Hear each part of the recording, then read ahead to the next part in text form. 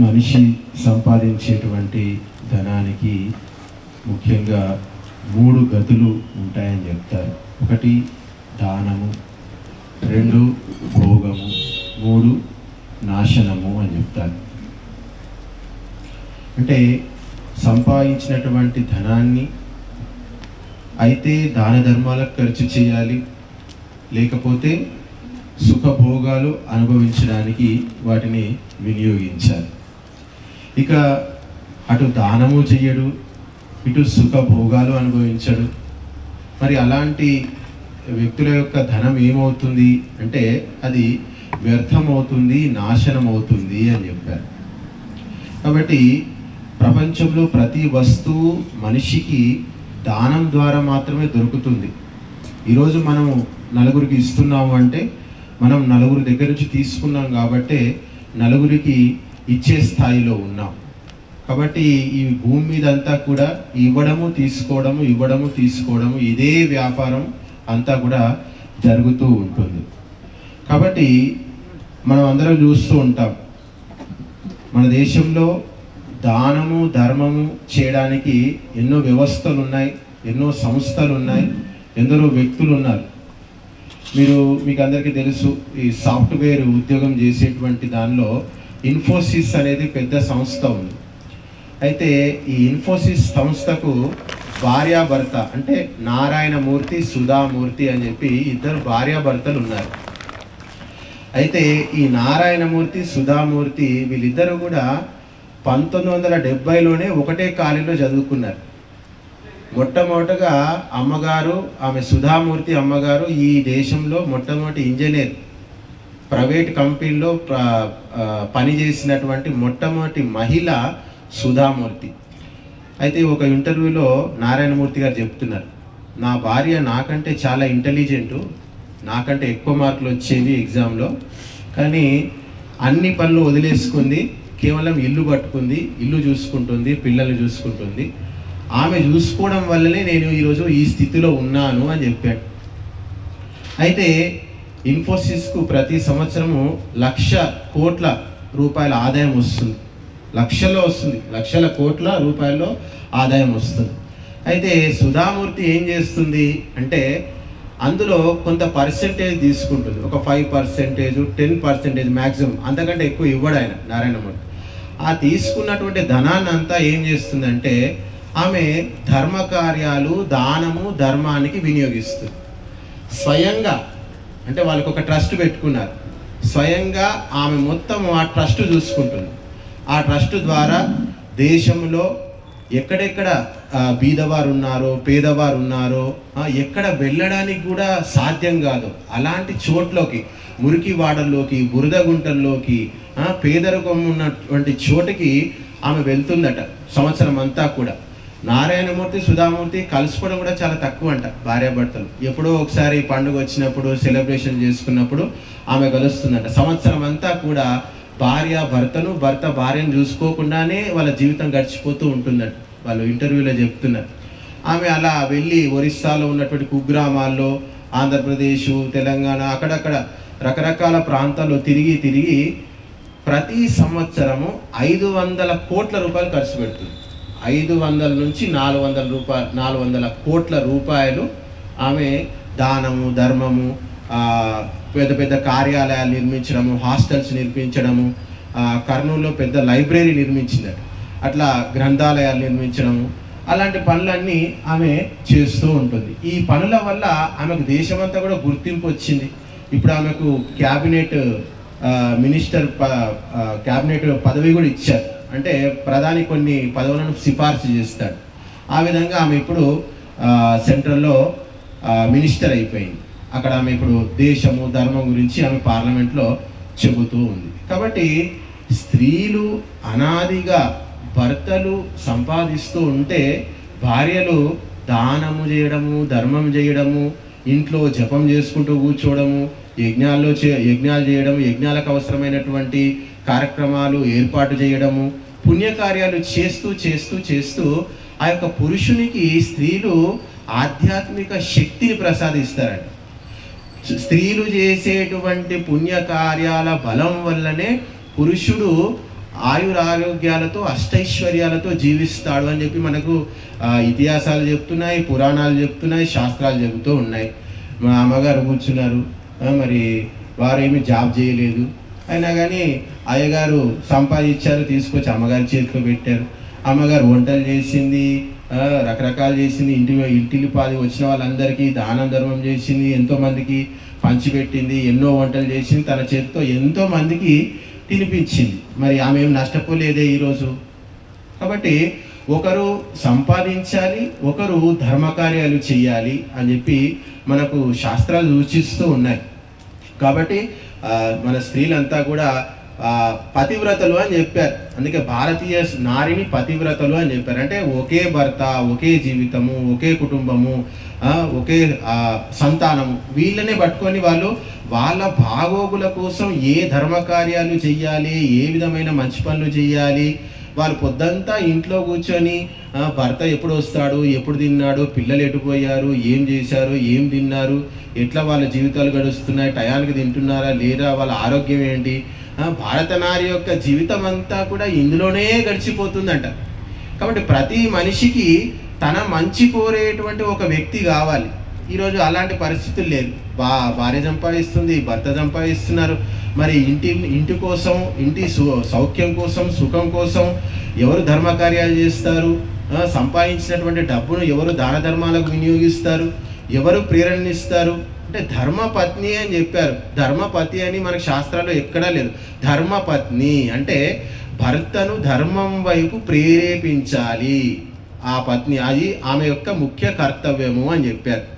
మొన్న మా గురువు గారికి ఒక అతను ఫోన్ చేస్తున్నాడు. ఫోన్ చేసి మా అమ్మాయిని ఇట్లా చదివించడానికి అమెరికా పంపించాము, ఇప్పుడు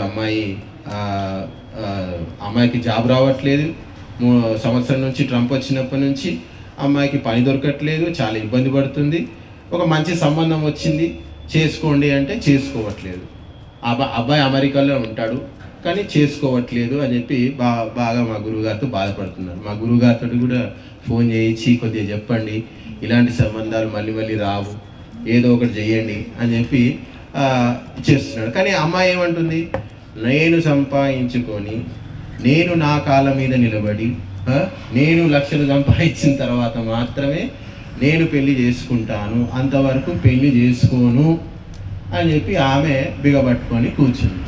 వీళ్ళు చెప్పారు, వాళ్ళు చెప్పారు, అందరూ చెప్పారు, ఇక చాలే పోని అని చెప్పి ఇక వాళ్ళ నాన్న ఏం చేశాడు, అప్పుడప్పుడు డబ్బులు ఇచ్చేది ఖర్చుల కోసం అవి కూడా మానేశాడంట.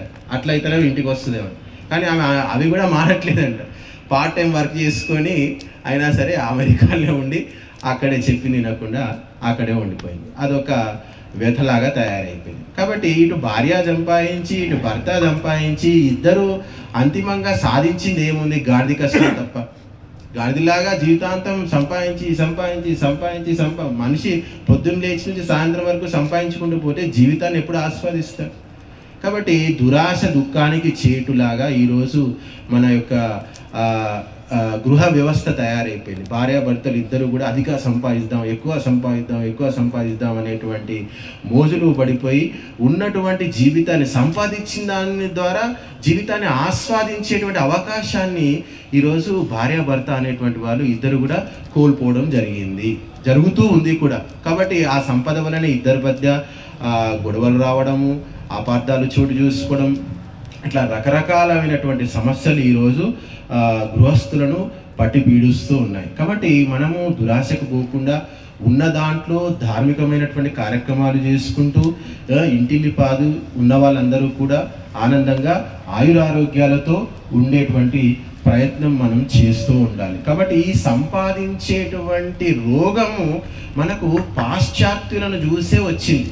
మన దగ్గర డబ్బు పిచ్చి అనేటువంటిది ఒకప్పుడు మన దగ్గర ఎవరి దగ్గర కూడా లేదు. డబ్బు పిచ్చి ఉంటే 80 ఏళ్ళ అమ్మగారు సంసారం చేసేవాళ్ళు కాదు, మీరు సంసారం చేసేవారు కాదు. ఎప్పుడైతే డబ్బు పిచ్చి అనేటువంటిది భార్యాభర్తల మధ్య విపరీతం అయిపోయిందో అప్పుడు సంసారాలు అనేటువంటివి మృగ్యంలాగా మనకు తయారైపోయాయి. కాబట్టి డబ్బు ఎంతవరకు అవసరము, ఎంత సంపాదించాలి, ఎంతవరకు సంపాదించాలి, దానికి ఒక లిమిట్స్ ఏమిటి అనేటువంటివి ఈరోజు అందరూ కూడా మర్చిపోయారు. దానివల్ల జీవితంలో శాంతి, సుఖము, ఆనందము, సౌఖ్యాలు ఇవన్నీ కూడా లేకుండా పోతూ ఉన్నాయి. కాబట్టి త్యాగము వల్ల వచ్చేటువంటి సుఖమే పరమ సుఖము అని చెప్పారు.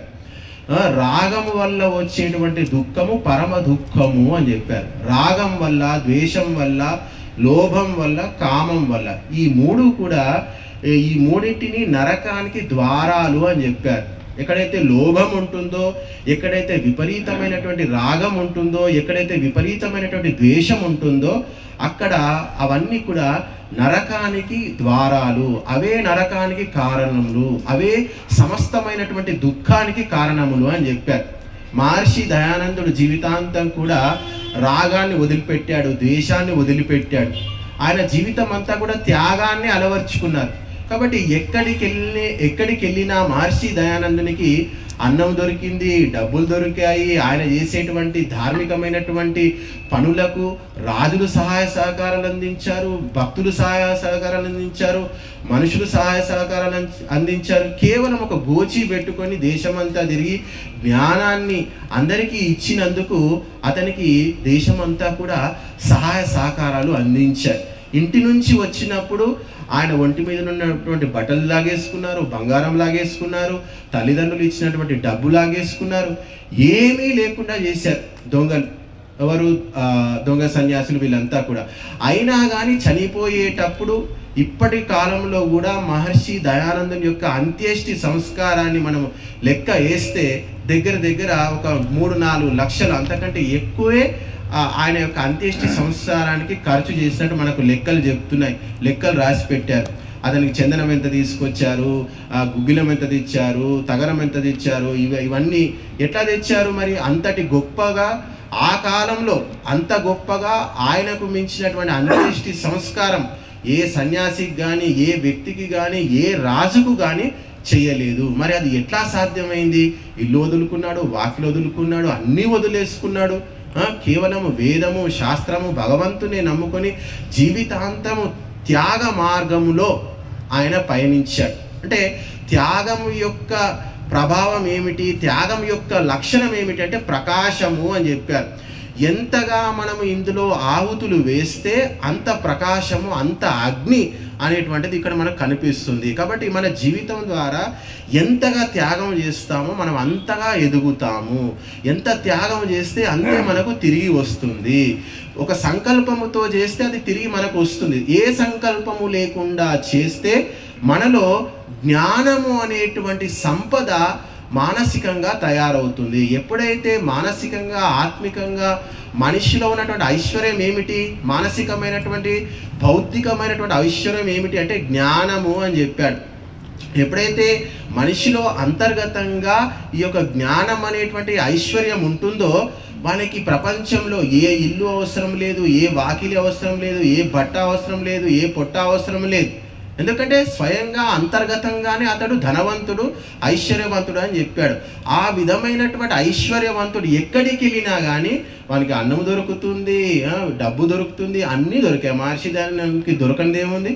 ఎందుకంటే తనను తాను త్యాగం చేసుకున్నాడు ధర్మం కోసం, దేశం కోసం. కాబట్టి అతనికి ప్రతి గ్రామములో, ప్రతి పట్టణంలో, ప్రతి వీధిలో, అడవిలో పోయిన పక్షులు, జంతువులు కూడా మహర్షి దయానందుని క్రూర మృగాలు కూడా ఏమీ చేయలేకపోయాయి. కాబట్టి త్యాగానికి ఉన్నటువంటి శక్తి, త్యాగానికి ఉన్నటువంటి మహిమ, ఈ యొక్క ఆ జీవితానికి ప్రతీక మహర్షి దయానందుడుగా నిలిచి జీవితాంతం త్యాగాన్ని ఆచరించి చూపించి మనందరికీ కూడా దిశానిర్దేశం చేశాడు. భగవంతుడు అంటే ఏమిటి అనేటువంటిది మేము కూడా చెప్పగలం శాస్త్రాలు చదువుకొని. కానీ ఎంతమంది చెప్పినా, ఎంతమంది భగవంతుని గురించి వర్ణించినా మహర్షి దయానందుడు భగవంతుని గురించి వర్ణించినంత గొప్పగా ఏ సన్యాసి, ఏ వ్యక్తి కూడా వర్ణించలేదు. ఎందుకు అంటే అందరూ కూడా భగవంతుని గురించి పుస్తకాల్లో, ఉపనిషత్తుల్లో, వేదాల్లో, శాస్త్రాల్లో తెలుసుకొని, చదువుకొని చెప్పారు. కానీ మహర్షి దయానందుడు భగవంతుని సాక్షాత్కారం చేసుకొని, భగవంతుని గురించి అనుభూతి చెంది, భగవంతుని గురించి సమాధిలో సాక్షాత్కారం పొంది భగవంతుని వర్ణించాడు మహర్షి దయానందుడు. అందుకే మహర్షి దయానందుని యొక్క వేద భాష్యము ఉన్నటువంటి భాష్యాలన్నిటిలో కూడా ప్రామాణికంగా, గొప్పగా కీర్తించబడడం జరిగింది. కాబట్టి అలాంటి గొప్ప మార్గాన్ని, త్యాగ మార్గాన్ని మహర్షి దయానందుడు మనందరికీ దిశానిర్దేశం చేశాడు. సాంసారిక జీవితం వద్దు, కేవలము అందరూ సన్యాసులు గండి అని చెప్పి ఎక్కడ కూడా మహర్షి దయానందుడు చెప్పలేడు. ఈ భూమి మీద ఏ విధంగా భోగాలు అనుభవించాలి, ఎవరికి భోగాలు శాశ్వతంగా స్థిరంగా ఉంటాయి, ఎవడు భోగాలను అనుభవించలేడు, ఏ స్థితిలో మనం రోగిష్ఠులం అవుతాము, ఏ స్థితిలో మనం ధనవంతులం అవుతాము, ఏ కర్మలు చేయడం వల్ల మన జీవితము సుఖంగా, శాంతిగా, ఆనందంగా గడిచిపోతుంది, ప్రశాంతమైనటువంటి జీవితానికి ఏ విధమైనటువంటి ఉపాయాలు అవసరమో ఆ ఉపాయాలన్నీ కూడా అటు గృహస్థునికి, ఇటు సన్యాసికి, ఇటు వానప్రస్థికి, ఇటు బ్రహ్మచారికి, ఈ నలుగురికి కూడా దిశానిర్దేశం చేసి వారు జీవితాన్ని చాలించడం జరిగింది. మనందరికీ ఒకే ఒక్కటి చేయవలసినటువంటి పని, గుడ్డిగా దాన్ని తర్కంతో ఆలోచించి చింతన చేసి చేయవలసినటువంటి అవసరం ఏమీ లేదు. మహర్షి ఏ శాస్త్రం చదవాలి అంటే వేదాలు చదవండి, దర్శనాలు చదవండి, ఉపనిషత్తులు వినండి అని మనకు చెప్పేశాడు. అన్నీ ఒక పక్షి ఏ విధంగానైతే తెచ్చినటువంటి జీవాలను నమిలి ఆ యొక్క పక్షి గూళ్ళో ఉన్నటువంటి పిల్లలకు తినిపిస్తూ ఉందో, అదేవిధంగా సంసారములో ఉన్నటువంటి సమస్త ధర్మాలు, సమస్త సాంప్రదాయాలు, సమస్త శాస్త్రాలు అన్నిటినీ నమిలి మింగి వాటిలో ఉన్నటువంటి సారాన్ని మనకు మహర్షి దయానందుడు దిశానిర్దేశం చేయడం జరిగింది. మనందరికీ ఒకే ఒక్కటి చేయవలసినటువంటి పని, ఆయన చెప్పినటువంటి మార్గాన్ని తూచా తప్పకుండా గుడ్డిగా అనుసరిస్తూ వెళ్ళడమే. ఆ మార్గంలో నడిస్తే చాలు. మనం శాస్త్రంలో చదివినా చదవకపోయినా ఆ వేదము ద్వారా వచ్చేటువంటి ఫలితాలన్నీ కూడా మనకు ప్రాప్తిస్తాయి అని చెప్పి మనము ఘంటాపదంగా చెప్పొచ్చు. కాబట్టి ఈ యజ్ఞకార్యం అనేటువంటిది, అగ్ని మార్గం ఏదైతే ఉందో, ఈ యొక్క యజ్ఞీయ మార్గము మనము బాగుపడుతూ 10 మందిని బాగు చేసేటువంటి కార్యక్రమం ఈ యొక్క అగ్నిహోత్రం అని చెప్పారు. ఈ అగ్నిహోత్రము ఇది ఇంతవరకు మనం ఏదైతే చేశామో ఇదంతా కూడా అదృష్టం. దీని ద్వారా వచ్చేటువంటి ఫలితాలు ఏవి కూడా మనకు తక్షణమే కనిపించవు.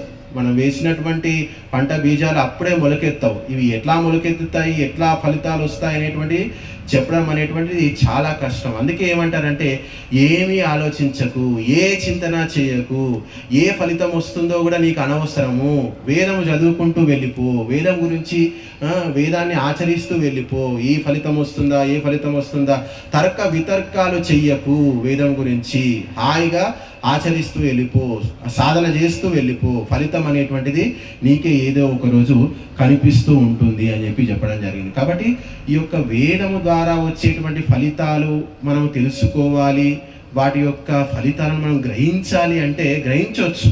దాన్ని కూడా ఈ వేదం యొక్క యజ్ఞకర్మల యొక్క ఫలితం మనకు వస్తుందా, మనలో ఏ మార్పు వస్తుంది అనేటువంటి మనం గమనించాలి అంటే మనమంతా కూడా సాత్వికులము కావాలి. అంటే రాజసికమైనటువంటి ఆహారాలన్నీ కూడా మనం వదిలిపెడితే మనలో బుద్ధి అనేటువంటిది అత్యంత సూక్ష్మంగా తయారవుతుంది. ఆ సూక్ష్మమైనటువంటి బుద్ధి వేదం యొక్క ఫలితాన్ని మనకు తెలియజేస్తుంది, వేదం యొక్క ప్రభావాన్ని మనకు చూపిస్తుంది. కాబట్టి మహర్షులు అడవిలోకి వెళ్ళి ఆ కందమూలాలు తిని శాస్త్రం గురించి చింతన చేశారు, సాత్వికతను సాధన చేశారు, పరమ సాత్వికులుగా మారారు. అప్పుడు ఆత్మ అనేటువంటిది ఉంది, పరమాత్మ అనేటువంటి వాడు ఉన్నాడు, జీవుల యొక్క కర్మలకు తగినటువంటి ఫలితాలు అనేటువంటివి వస్తాయి. మనం చేసేటువంటి కర్మల యొక్క ఫలితం అనేటువంటిది మనను వెంటాడుతుంది, వేధిస్తుంది, మన సుఖ దుఃఖాలకు ఆ కర్మలే మూలము అని చెప్పి వాళ్ళు గ్రహించి సాత్వికమైనటువంటి స్థితిలో గ్రహించారు. సాత్వికమైనటువంటి స్థితిలో వారు భగవంతుని సాక్షాత్కారం చేసుకున్నారు. తత్ఫలితంగా వారు శాస్త్రాలను నిర్మించారు. ఇది అంతిమము, ఇదే అంతిమము, దీనికి మించినటువంటి వేరొకటి లేదు.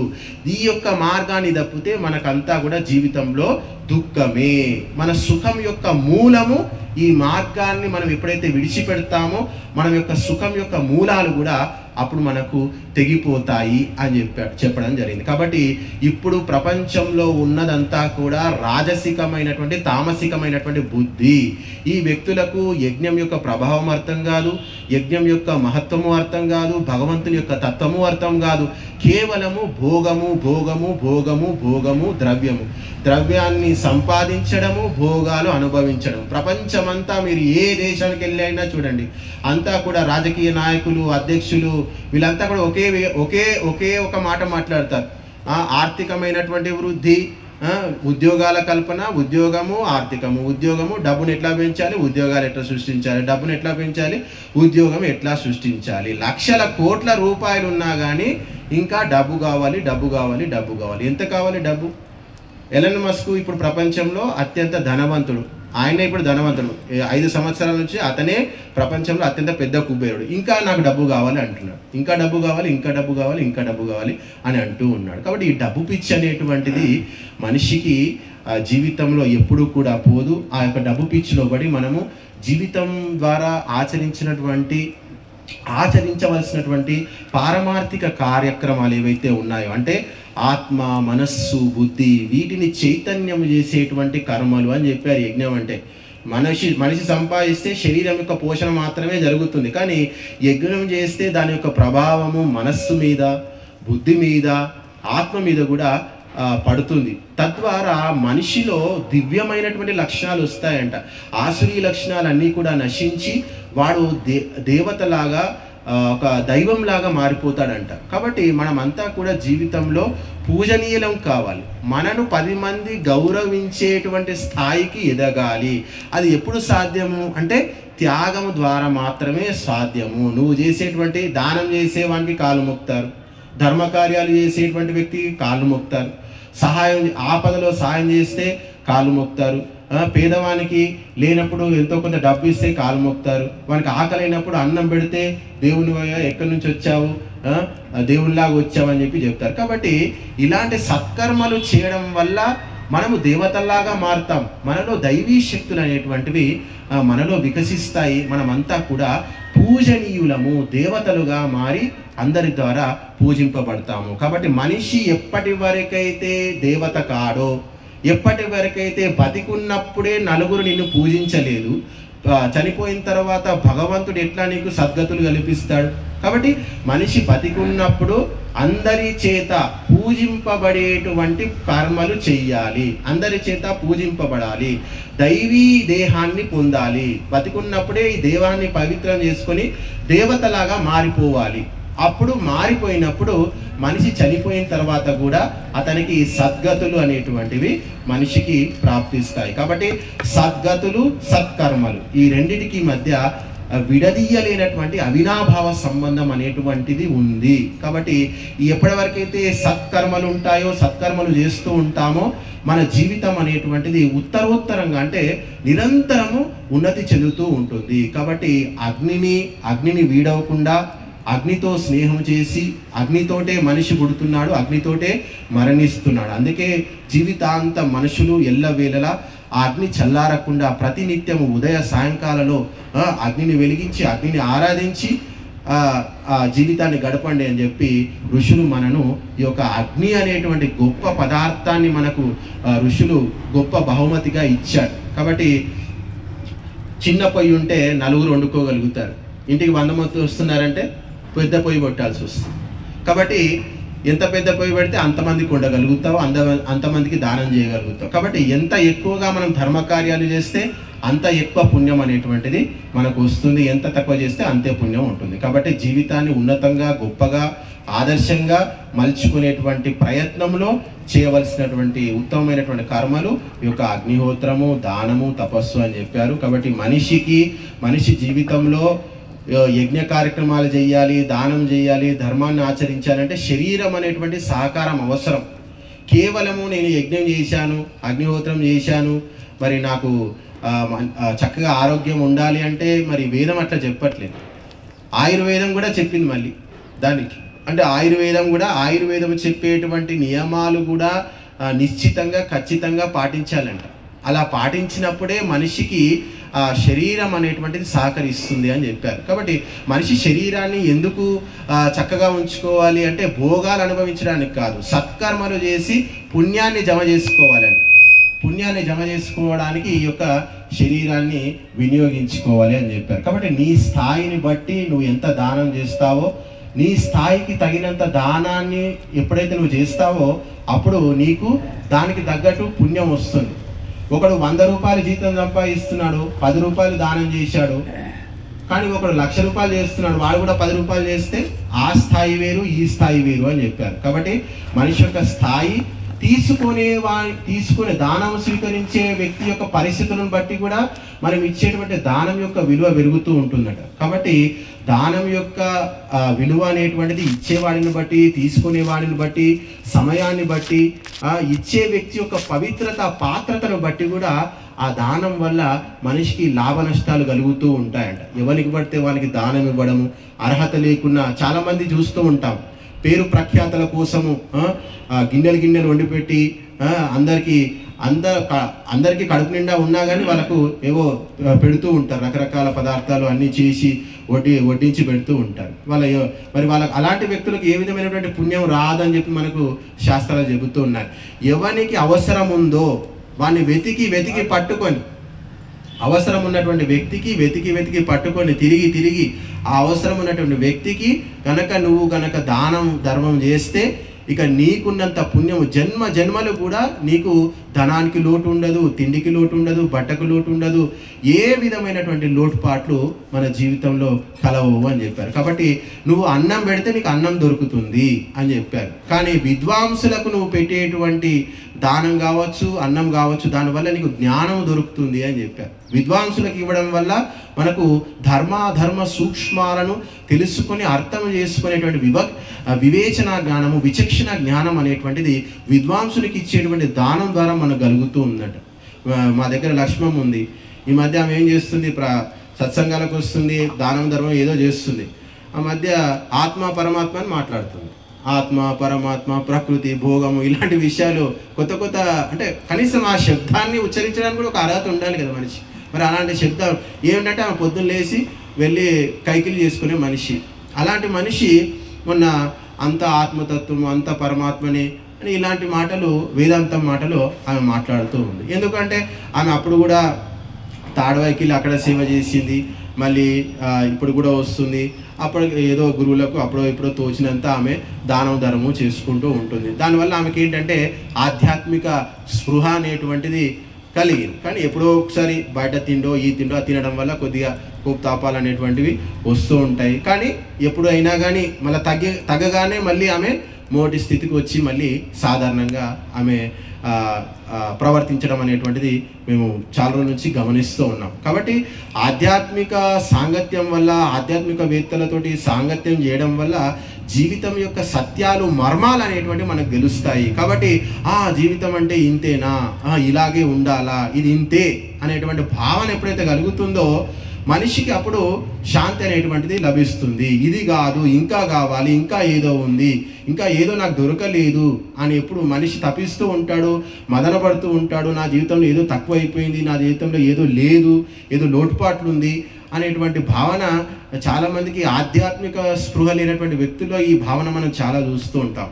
ఎప్పుడైతే తత్వం తెలుసుకున్నటువంటి మనిషికి ఏమున్నా ఏమీ లేకున్నా కానీ వాళ్ళు సుఖంగా శాంతిగా ఉంటారు. మనం ఆ రోజు మీరు శిబిరానికి వచ్చారు, ఎండాకాలం శిబిరం చేశాం.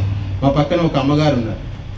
ఆ అమ్మగారు ఎట్లా ఉందో చూశారు కదా, ఎంత సింపుల్గా చీర కట్టుకున్నా కానీ అదేదో పాత చీరలాగా చాలా ఏమీ తెలియనట్టు ఆమె అట్లా ఉంది. అలాంటి వ్యక్తి మొత్తం అయిపోయిన తర్వాత మా గురువుగారు కూడా వచ్చి ఎంతో కొంత ఇచ్చి, మీరు చాలా బాగా చెప్పారు, చాలా అద్భుతంగా ఉంది ఇట్లా అని చెప్పి, నాకు తోచినంత ఎంతో మీకు సాయం చేస్తున్నా అని చెప్పి ఎంతో కొంత వచ్చి గురువుగారికి దక్షిణలాగా ఇచ్చి వెళ్ళడం జరిగింది. మరి ఆమెనే అక్కడ రెంట్కి వచ్చి ఉంటుంది, ఆమె మన దాంట్లో పార్టిసిపేట్ చేయలేదు, మన సభ్యురాలు కాదు. అయినా కానీ వచ్చి ఆమె వింది, అవన్నీ నేర్చుకుంది, అందులో తత్వం తెలుసుకుంది, చాలా గొప్ప విషయాలు చెప్పారని చెప్పి మా గురువుగారిని ఎంతో పొగుడుతుంది. ఆమె వచ్చి చాలా బాగా చెప్పారు, ఇది అది అని చెప్పి ఎన్నో విషయాలు ఆమె మాట్లాడుతూ ఉంది. కాబట్టి వాళ్ళ కొడుకులు ఇద్దరు కూడా సాఫ్ట్వేర్ ఇంజనీర్లు అంట, ఇద్దరు కూడా లక్షలు సంపాదిస్తారంట. మళ్ళీ ఆమె వచ్చి అక్కడ ఎవరూ లేరు, అక్కడ మరి మనుషులు లేరు, ఎవరు లేరు, ఒకతే ఉంది అంత బిల్డింగ్లో. అయినా కానీ ప్రశాంతంగా హాయిగా జీవితం గడుపుతుంది. ఏమమ్మా ఇట్లుంటే, నాకు నేను ఒక్కదాన్ని ఉంటే నాకు చాలా ప్రశాంతంగా ఉంటుంది, నా రూమ్లో ఎవరు ఉన్నా కానీ నాకు ఇబ్బందికరంగా ఉంటుంది, హాయిగా ఉంటాను అని చెప్పి ఆమె చెప్పడం జరిగింది. కాబట్టి ఆధ్యాత్మికత అనేటువంటిది మనిషికి అడవిలో ఉన్నా, సముద్రంలో ఉన్నా, ఎవరు ఉన్నా, ఎవరు లేకపోయినా, ఎవరు ఇచ్చినా, ఎవరు ఇవ్వకున్నా, ఎవరు పెట్టినా, ఎవరు పెట్టకున్నా, ఎవరు తిట్టినా, ఎవరు తిట్టకపోయినా, ఎవరు మంచిగా మాట్లాడినా, ఎవరు మంచిగా మాట్లాడకపోయినా, ఈ ఏ విషయాలు కూడా ఒక ఆధ్యాత్మికవేత్త పట్టించుకోడండి. కేవలము జ్ఞానం అనేటువంటి సముద్రంలో ఆ యొక్క ధార్మికులు మునుకలు వేస్తూ డుబుకీలు కొడుతూ ఉంటారంట. నిరంతరం ఆ జ్ఞాన సముద్రంలో మునిగి తేలిపోతూ ప్రశాంతంగా జీవితం గడుపుతూ ఉంటారంట. కాబట్టి మహర్షి దయానందుడు కూడా అంటాడు, ప్రపంచంలో ఉన్నటువంటి వస్తువులన్నింటిలో కూడా ఈ జ్ఞానం ఇచ్చేటువంటి సుఖములో 1000వ వంతు కూడా మనకు ప్రసాదించలేవు. కాబట్టి జ్ఞానమే మనిషికి శాశ్వతమైనటువంటి సుఖాన్ని, ఆనందాన్ని ప్రసాదిస్తుంది. కాబట్టి నిరంతరము మనము జ్ఞానాన్ని జమ చేయాలి, జ్ఞానాన్ని సముపార్జించేటువంటి కార్యక్రమాలు చేయాలి, జ్ఞానవంతుల సాంగత్యం పొందాలి, వారి నీడలో ఉంటూ మంచి ప్రవచనాలు వింటూ సత్సంగం చేస్తూ ధార్మికమైనటువంటి కార్యక్రమాలు చేస్తే ఇక జీవితంలో ఈ భూమి మీద ఇంతకంటే సుఖవంతమైనటువంటి జీవితం మనకు వేరొకటి లేదని చెప్పారు. కాబట్టి ఈ సంసారం అనేటువంటి విషవృక్షము అని చెప్పారు. ఈ సంసారం అంటే ఒక విషవృక్షం అంట. ఈ విషవృక్షంలో రెండు పనులు ఉన్నాయంట. ఒకటి సత్సంగము, ఒకటి మంచి సాహిత్యము అని చెప్పారు. మంచి సాహిత్యం వింటూ మంచి వ్యక్తుల సాంగత్యం చేస్తే ఇక ఈ సంసారం అనేటువంటి విషవృక్షంలో అంతటికంటే మించినటువంటి తీయ ఫలాలు ఏవీ లేవని చెప్పి మనకు చెబుతూ ఉన్నాయి. కాబట్టి మన పూర్వీకులంతా కూడా డబ్బున్నా లేకపోయినా, సంపాదించకపోయినా హాయిగా భజనలు చేసుకుంటూ, కీర్తనలు చేసుకుంటూ, భగవంతుని చింతన చేసుకుంటూ వారు జీవితాన్ని ఆనందంగా గడిపేశారు. ఇప్పుడేమో లక్షల కోట్లు సంపాదిస్తున్నారు, కొడుకు సంపాదిస్తున్నారు, మనవలు సంపాదిస్తున్నారు. తల్లిదండ్రులు, అమ్మలు, నాన్నలు, అమ్మమ్మలు అంతా కూడా కొట్లాటలు పెట్టుకుంటూ నీకు ఇది ఇచ్చాను, నాకు అది ఇచ్చాను, నీకు ఇది ఇవ్వలేదు, నాకు అది ఇవ్వలేదు అనేటువంటి డబ్బు వల్ల వచ్చేటువంటి గొడవలన్నీ కూడా ఇప్పుడు మనకు అందరం కూడా చూస్తూ ఉన్నాం. కాబట్టి భారతదేశం యొక్క మూలము ఆధ్యాత్మికతంలో ఉంది. యజ్ఞము, ధార్మికమైనటువంటి కార్యక్రమాలు, దానం ధర్మం చేయడంలో ఉంది. ఆ కర్మలు మనం చేస్తూ అనంతమైనటువంటి సుఖభోగాలు అనుభవించాలని ఆశిస్తూ ధన్యవాదాలు.